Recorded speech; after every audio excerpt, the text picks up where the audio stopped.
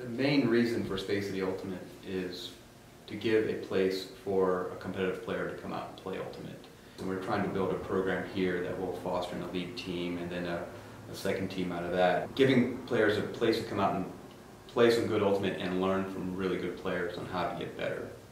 You know, another part of the core part of the Space City model is the concept of it being owned by everybody, and that it's really sort of a member-owned organization and a service-based model where everybody's contributing to the greater good, and that everybody feels a sense of ownership. And it's sort of like the difference when, if you're spending someone else's money, you don't think about it the same way you spend your money. If you are on a business trip and a hotel costs $160, well, do you think about it with the same level of care and consideration you do as if you're paying $160 for a hotel room or a rental car or whatever it is? It's just, there's a difference in that, and I think part of what we want to try to accomplish is more of that sense of ownership where people care deeply about what we've built and they are willing to invest. And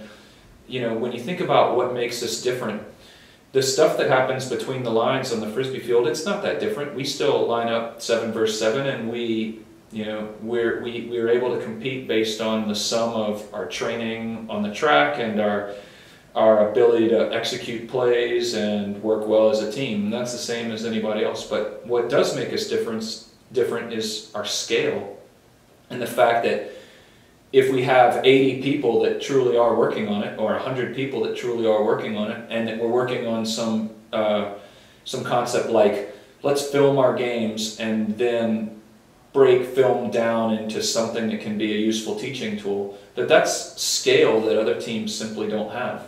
I mean, every other team there's a couple people at the top that do everything, and everyone else just is kind of along for the ride because they didn't get voted in as captain. And we're trying to create something fundamentally different than that. What do you think? What do you think's needed to drive more service participation?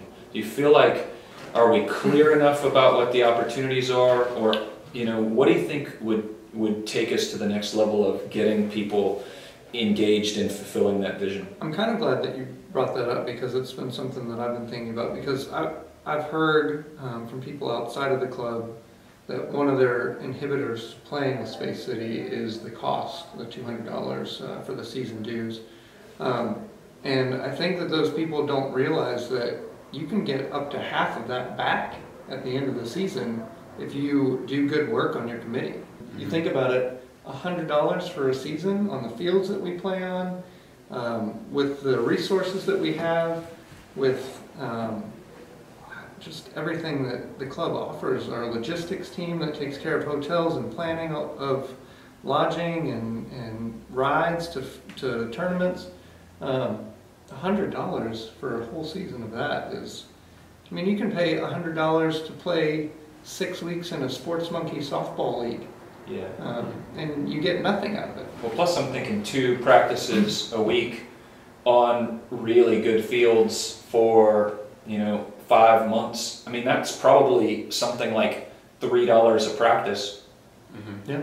Yeah. And I think when you start, $100 may be or $200 may be a big bill to swallow at the beginning, but I think when you play it forward across and you sort of allocate the money across all the weeks, maybe it's not as bad to think about. I just encourage people to try to shake off the shackles of what constrains you, and find something that you care enough about to put in a little bit of extra time, because the fact is that I think we still have people at the top that are doing more work, and we have more people throughout the club doing some work than probably most teams, but I don't think we're still not really spreading that out as much as ideally I think we could.